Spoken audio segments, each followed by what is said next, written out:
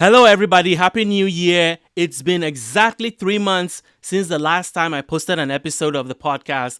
And I wanted to take this opportunity to let you know why I took the 3 month break and the exciting things I have in store for this year for this podcast. First of all, the reason why I took that break was that I needed to reflect on a couple of things. Number one, I had done a podcast episode each weekday for 60 days straight. And I did that as a way to really get comfortable with podcasting. And I believe strongly in my heart that if you're trying to learn a skill, the frequency at which you learn the skill is very important. So if I record a podcast episode and I'm releasing podcast episode once a month or once a week, it means that the lesson I'll learn this week, it will be next week before I can apply them. Even if assuming that I remember the lessons. And if it's once a month, then you are hoping that when you record next month, that you're going to remember all the lessons that you learned. And so for me, when I start a particular skill, if I want to master something or build a new habit, I like to do it frequently. 60 days straight, 90 days straight, 100 days straight, because it is during the repetition, it is during the discipline of doing it frequently that you shorten your learning curve, you're able to apply the lessons quickly, and you're able to master the thing enough that you can then be comfortable doing it. So that was my intention with doing 60 days straight, where I was releasing an episode every weekday. So that goal was accomplished because a couple of things happened. Number one, I got comfortable with podcasting. I know what I want to do in front of the camera when it turns on. And that came with doing it so often. Number two, I learned my voice. I learned how I present on camera. I learned how I sound on audio and got comfortable with that because I did it so often that all the little quirks that were my insecurities, I got over, especially my accent, which I'm very, very sensitive to. But I got over it. So that is a good thing that happened. And I also learned my voice in terms of what do I like to talk about. And I realized my interests are in three different categories: personal branding, entrepreneurship, and mindset. But you cannot be all things to all people. And when you start and are trying to accomplish a particular goal, it is important to lead with something.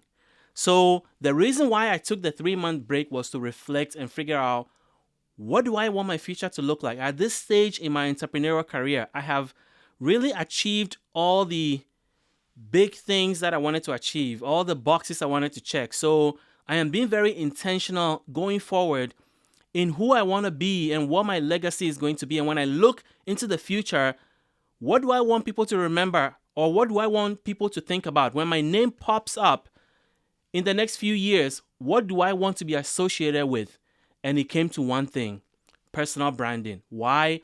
Because I believe that personal branding is the future of entrepreneurship.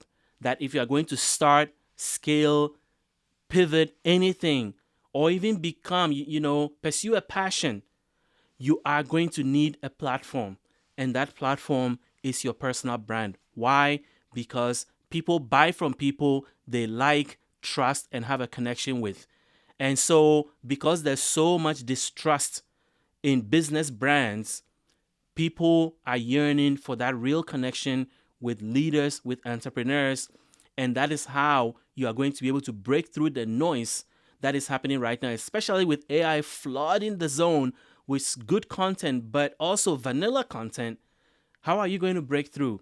It's going to be through your personality, what makes you unique, your personal brand, and the value that you provide to your audience that makes them trust you and build connection with you. So when I think about the future of my career, what I want to be known for as an entrepreneur, it's to have been one of the leading voices on personal branding. So I decided that I was going to rebrand my podcast. So I started with, I was going to call it I remember saying like Entrepreneurs Unmuted, and that wasn't really resonating. And then I went with the CEO brand, which, Entrepreneurs Unmuted, let me go back to that, was because I felt like a lot of people have muted themselves.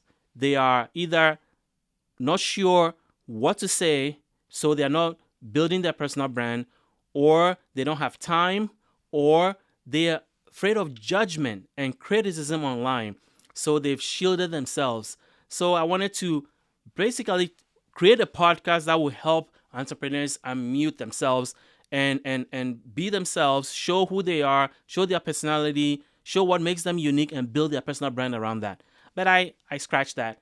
And then I went to the CEO brand. I thought that was like a way to connect with my audience so that you know what the podcast is about when you see the CEO brand. Because my goal is to work with entrepreneurs, turn entrepreneurs into brands. So the CEO brand was what I went with for a while. And then as I started thinking about it, I realized that not all CEOs or not all entrepreneurs consider themselves CEOs, because people are in different journeys. You may have been the CEO and then you hired a CEO and then now you're just the founder. Or you may be a founder, but you're not the CEO because you've hired a CEO. Or you don't just call yourself a CEO, but you are an entrepreneur. Maybe you are a COO, but you are an entrepreneur. You are a co-founder, you're an entrepreneur. You are a solopreneur, you're an entrepreneur, but you don't call yourself a CEO. You're a coach. You run your own practice. So there's so many variations of entrepreneurs, and I wanted to make sure that the core message was getting out, which is that I want to help entrepreneurs leverage personal branding to grow their business, pivot their business, or pursue a new venture or passion.